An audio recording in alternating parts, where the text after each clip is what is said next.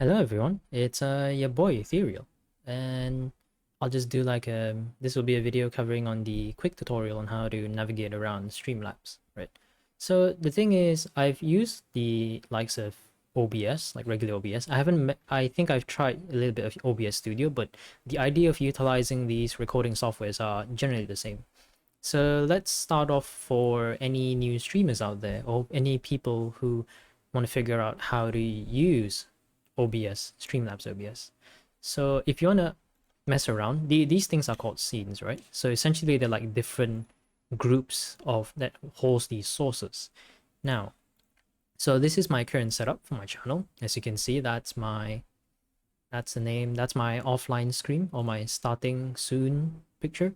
So first of all, if you're a newbie to this kind of whole thing, the most important thing if you want to go streaming is to set up an alert box. And how do you do that? Essentially, this is like a plus button, right?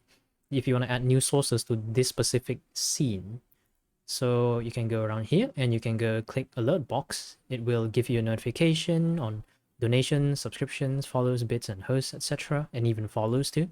So you can add a source, and let's add a new source for now, just temporary. And then you can kind of mess around and just see how it's like. This screen over here should tell you how it looks like if you were to get a notification. It should be on your screen. Yep, it's right there. And then let me just close this really quick and get rid of it because I can show how mine looks right now. Oh, if you want to remove it, that's how you remove it. So my current alert box setting is roughly like this. And I believe you can actually open the settings. You can manually change your sound, your image, or what you get for your different donation, cheers, bits, follows, hosts, rates, and subscriptions. And you can kind of mess around and see how it goes. Well, that's the basic stuff. And you can also add other things, like this one is my follower goal. You can also click the plus button again. You can add a lot of really cool things like follower goal or like event, viewer counts, sub goal, etc., etc. And for the standard sources, you can add images, browser source, display capture, game capture, or like a new scene on this side. Maybe you want to add a picture or text on your screen, or you want to capture your screen entirely. You can also do that. And if you want to add chat box, I believe the chat box should be, I can't quite remember which source this is. I believe there should be a section around here where you can add, yeah, there's a chat box. You can just add this chat box and you can kind of modify it. But this is the basic Twitch chat box feature. You can just decide what it should show and what it should not show. You can enable BTTV and Franker face emotes and stuff. And you can position it around. So the next thing I would like to look at is that you see how everything in the sources area has an order, right? Like it's not just the order actually does mean something. It doesn't actually like if you think that it doesn't matter, that's not exactly how it works. So basically the order goes from top to bottom, or rather bottom to top, if that's how you want to perceive it. Basically the sources in this one scene, the higher it is on the list, the higher it is to be visible. Okay, that's a bit hard to explain. Basically, okay, you see how we have this picture here, right? This picture is here. When I activate it when I don't hide it, it shows this. But what this means is that this picture is going to be a layers on top of this text, this another picture, and my game capture. So that means the chat box, my follower goal, and my alert box will be on top of it. Think of it as a layering concept.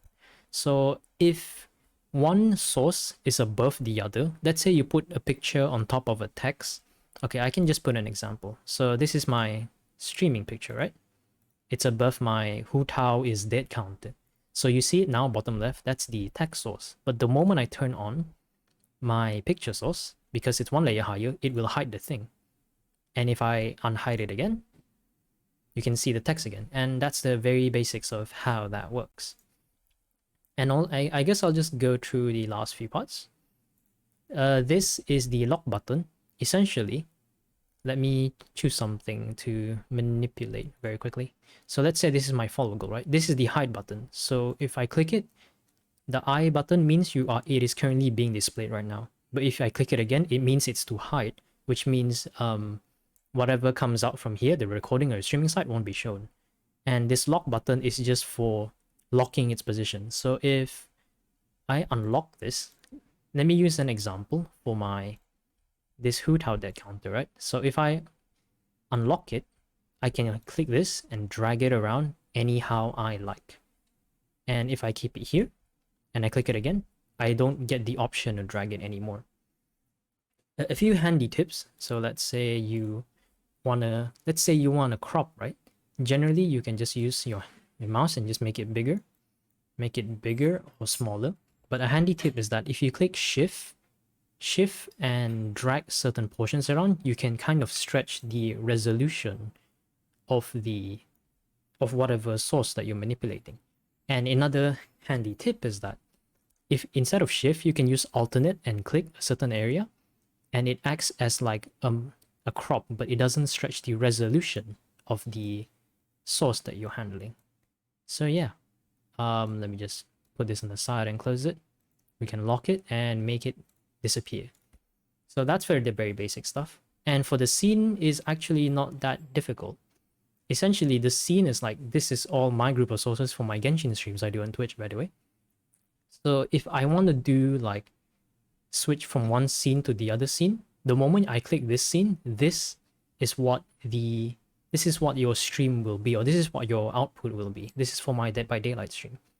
So you can alternate between one or the two. It's entirely up to you whether you want to make scenes for different games or you want to make like a transitional scene and figure the rest out later.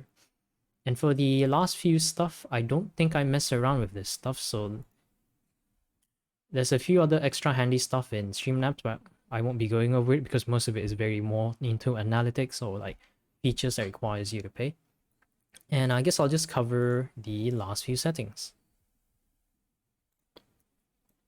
The last few settings, this is your general stuff. So just some really minor stuff. You can look into it. It's entirely up to you.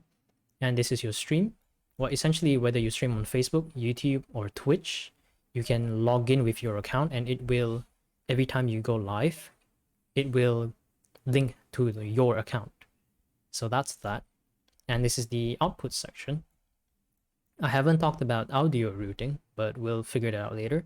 And this is the bitrate control, keyframe intervals, and all the different things. You can see all the different formats. I think I'll explain that in another video regarding audio routing. If you want to know what bitrate you need to use, so you can easily look up your platform's bitrate like Twitch, because they do offer the numbers for it. So you can go link to that. This is your audio devices. Yet again, I'll make another video covering on the audio split for Voicemeeter Banana. And this is your base resolution and the output scale resolution in case you want to stream at like lower quality or you want to get lower volume, and your FPS values. Also, do keep in mind if you're recording or streaming, you can't change most of these values because it's currently being used right now. And these are your different hotkeys. I personally have a few hotkeys on like turning on the pictures or switching between scenes, or you can just not choose to use it, which is why people get a Stream Deck, because they're essentially additional buttons for them to manipulate the thing. And we have this stuff, your IP, low latency mode, and a lot of these stuff is kind of really whatever. This is of course dark theme and light theme. And yeah, I think that's 9 minutes. Yeah, not bad. So I guess that would be it to cover for this video. Do keep an eye for any future videos, or I will be going through how to use the Voicemeeter Banana or Voicemeeter Potato, whatever you're using. So yeah, it's your boy Theo signing off.